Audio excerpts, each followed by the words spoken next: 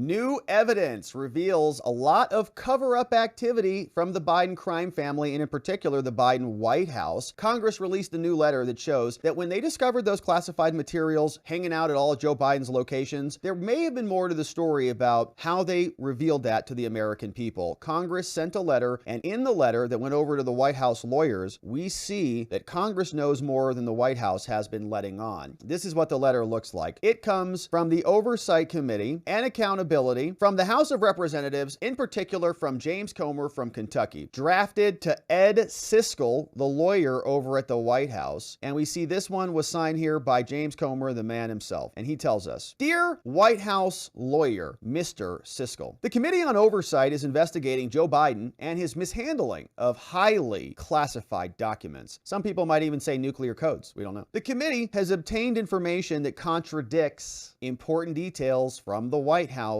and from Joe Biden's personal attorneys about the discovery of the documents that happened at the Penn Biden Center, including the location and security of the classified documents. So the committee has learned that one of your predecessors as the White House counsel, somebody who was in your role, Miss Dana Remus, and other White House employees, in fact, were central figures in the early stages of coordinating, organizing, moving, and removing boxes that were later found to contain classified materials." Oh, my goodness. There's a bunch of people that got indicted for that. Hello, Carlos de Oliveira and Walt Nada, they were moving boxes.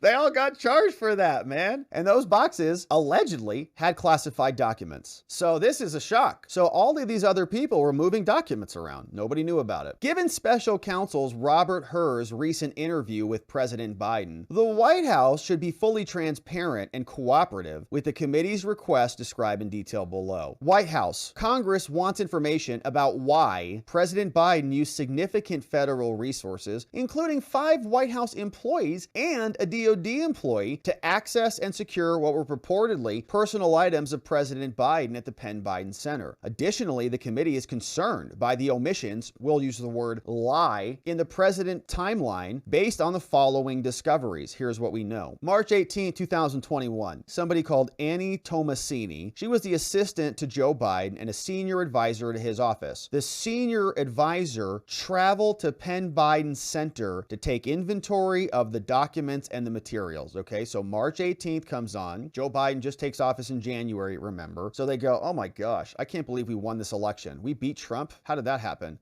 Thank God for that water main break, you know what I'm saying? And so they got in there, they're like, we better go clean up all this problem. So she goes and travels to Penn Biden. Now, that's in March 2021. We fast forward a lot. Now we fast forward to May 24, 2022. Dana Remus, former White House counsel and assistant to the president, Biden, contacted somebody else called Kathy Chung, DOD employee and former assistant to VP Biden, using Kathy Chung's personal email address to retrieve President Biden's documents and materials that were located at the Penn Biden Center. What? Dana Remus contacted Kathy Chung using her personal email address. That is weird. Why would she do that? Now, I guess she was White House counsel at the time, or maybe she was former White House counsel. One of your predecessors as White House counsel, right? Dana Remus. So I'm presuming that at this moment, Dana Remus was still White House counsel. In other words, former, it means now, not at the time of May 2024. So the actual employed White House counsel sends a DOD employee an email to the DOD employee, Kathy Chung's personal email address about Biden's documents. Why would that be? Kathy Chung then, the DOD person, using the personal email that she got from the White House lawyers, she then went to the Penn Biden Center to pack up Biden's documents and materials. So she goes. So that's curious. So what happened after Annie Tomasini went there? And the documents were apparently sitting there for quite a long time. So then 2 days later, after Kathy Chung, through her personal email, goes and picks up the documents, White House counsel then, and another person called Anthony Bernal, also assistant to Jill, so-called doctor,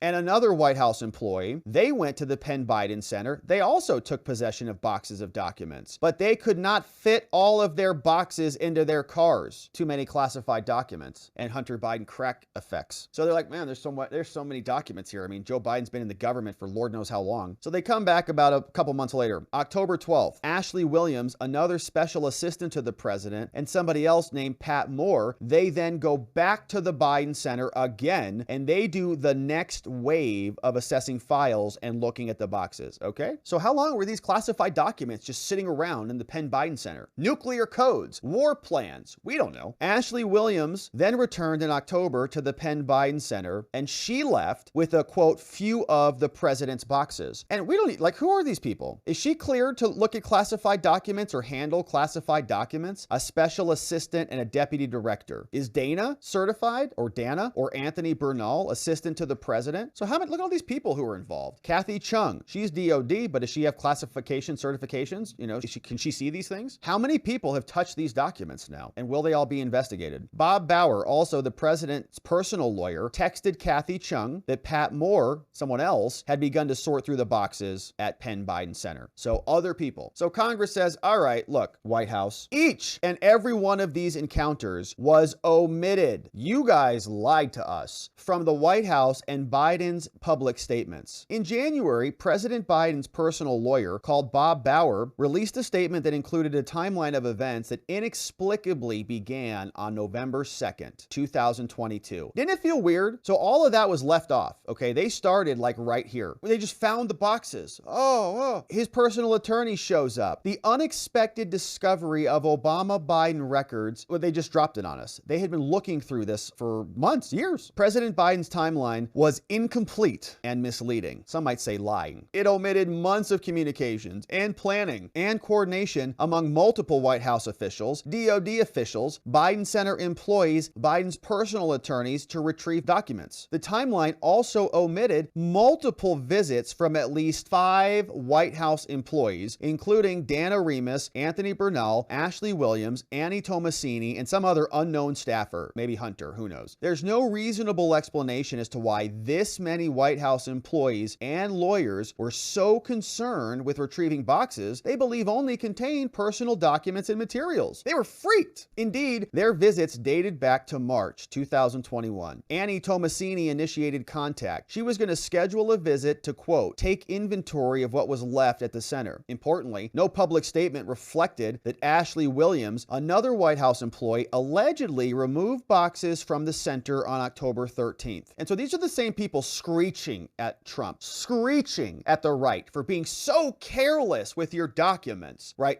Rachel Maddow and Keith Olbermann, you know, with the foam at the mouth, screaming on the platforms about what a reckless criminal Trump is. He's being prosecuted for crimes. To the date, the White House has not disclosed what was in the boxes that Miss Williams retrieved or where they were delivered. Don't even know where they went. Gone. At least we know where Trump's boxes are. We know where they were. And they took a bunch of pictures of them when they were on a stage somewhere, or when they were on a storage facility somewhere. But did they do that at the Penn Biden Center? Did you get the FBI coming in here and taking photographs and dumping documents all over the floor with Joe Biden's names on it? No, because they like him. They allow him to clean up the crime scene. Okay, everything that's happening right now is them cleaning up the crime scene, walking through, wiping the blood off the wall before the FBI comes in. The White House claims that, quote, what appear to be the Obama-Biden administration records, including a small number of documents with classified markings on them, were found at the Penn Biden Center in November 2022. The White House and President Biden's personal attorney, they further claim that the National Archives and NARA was contacted on the same day. And we went through this timeline in real time, and we thought, man, they are missing dates here. NARA took possession of the materials the following morning. Yeah, right. There were missing dates in there. We knew it didn't start the way they said it started. Both the White House and Mr. Bauer, however, failed to disclose that Pat Moore, President Biden's personal attorney, scheduled a FedEx pickup with Penn Biden Center employees for November 2nd, 2022. The committee has uncovered that a FedEx worker showed up to Penn Biden Center to, quote, load the documents and take them down to the loading dock to be shipped out. Where'd they go?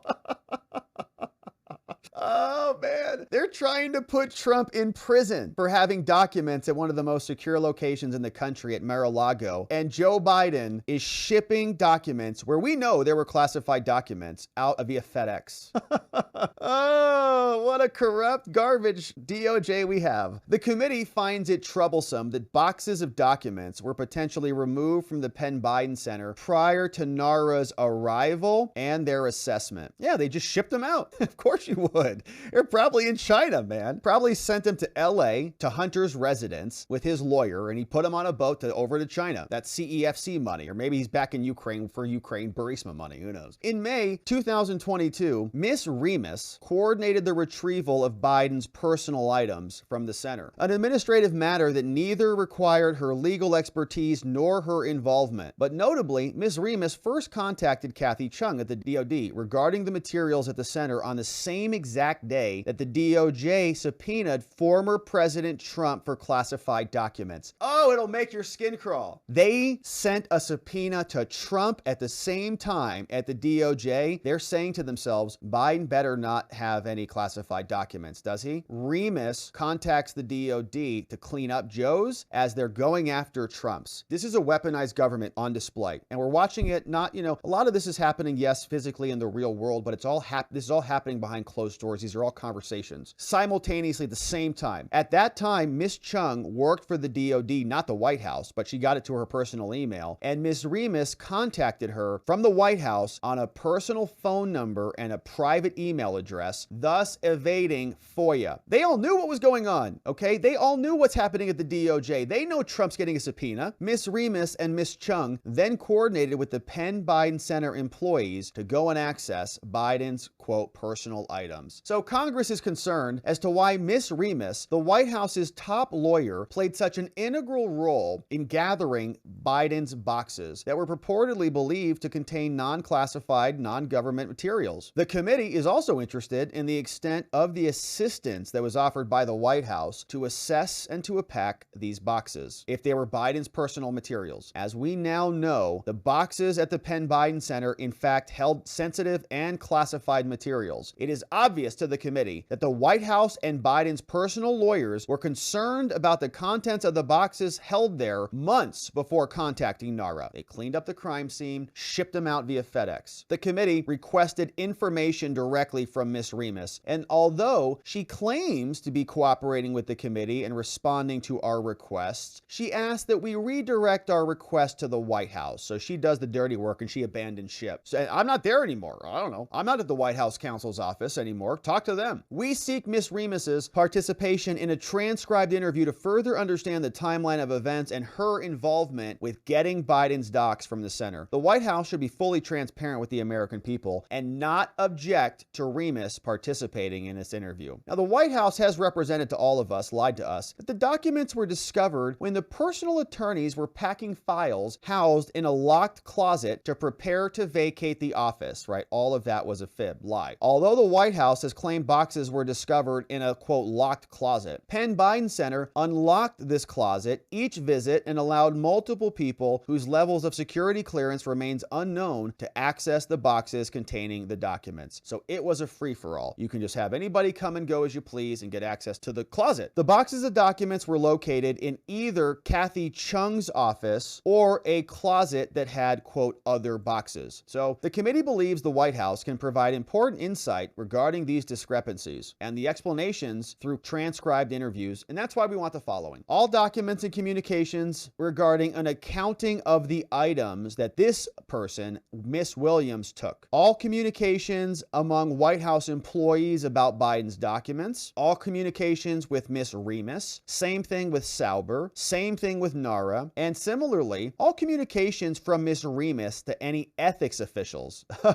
Yeah. So did Miss Remus say, there's this thing called an attorney ethics hotline. So if you're a lawyer, you can call your ethics hotline and say, hey, this thing, client's asking me to do something, or this thing popped up, or I've got these two co-defendants, or what's up? And they say, well, and they're very, very nervous people. Well, according to ER 1.6, Rob, subsection A said, okay, thanks. And they help give you some guidance so you don't run afoul of the rules. Attorneys should use it. So Miss Remus apparently did use it, or maybe might have used it, and they want to know if she called. Hey, am I allowed to conceal evidence on behalf of my boss boss, the president, can I bury and ship classified documents via FedEx? And they're like, wow, no, that's definitely illegal. Definitely. She's like, but my client's the president. She's like, well, in that case, as long as he's beating Donald Trump, do whatever you want. She's like, perfect, I'll ship it today. Hey, FedEx, what's up? They want all policies and training materials by the White House or others about them using personal email accounts as well. And they want transcribed interviews from every one of these people. And this is good stuff. Dana Remus, Anthony Bernal, Ashley Williams, Annie Tomasini, and Katie Riley. Please let us know how we can arrange these interviews. Give us a call very soon. As you know, we are the Oversight Committee and we are investigating this. Sincerely, your friend, James Comer, on the Oversight and Accountability Committee. And so, amazing. Now, we know, my friends, that they are about as corrupt as they can get, but this is the literal cover-up and the whitewashing, the cleaning up of a crime scene, right? They knew what they did, and they had a whole team of people, 5 different associates, plus an unknown person, go in, access documents that they have confirmed by their own words were in fact classified. And we're going to watch Joe Biden not get a single criminal charge for any of this, okay? Meanwhile, they're prosecuting Trump, and the situation is not even remotely the same. Donald Trump had authority, in my opinion, under the United States Constitution. It's called the Opinion Clause. We can look it up at some other point here, but it articulates that the president has the power to demand the writings and the opinions of all of his subordinates. The documents go to him. They're his. Nobody gets to tell him that they're not. Congress can't pass a law that says differently. Joe Biden is in a different position. He is not the president, never was until recently, and still arguably is not really, arguably there as a president. But the point is, he, at this time, was a senator and had no opinion power. So all of this was grossly illegal, a monster cover-up. They were, at the same time, prosecuting Donald Trump. That would be like a police officer giving you a DUI for driving drunk, and then, okay, it is hypocrisy. It is a double standard in our justice system. It is antithetical to everything that the Constitution stands for, and it's being done by the Biden administration right under our noses, and Congress is digging into it. We're glad to see that. We're going to continue to cover, my friends. I hope you join us as we do. There's going to be a lot more corruption to unpack together. And thank you for subscribing. Thank you for sharing this content with a friend or a family member, saying, hey, I know there's not a lot of good stuff out there to watch, or maybe there is, but send them over here so they join us as we expose this corruption now and into the future. And we'll look forward to seeing you on the next one.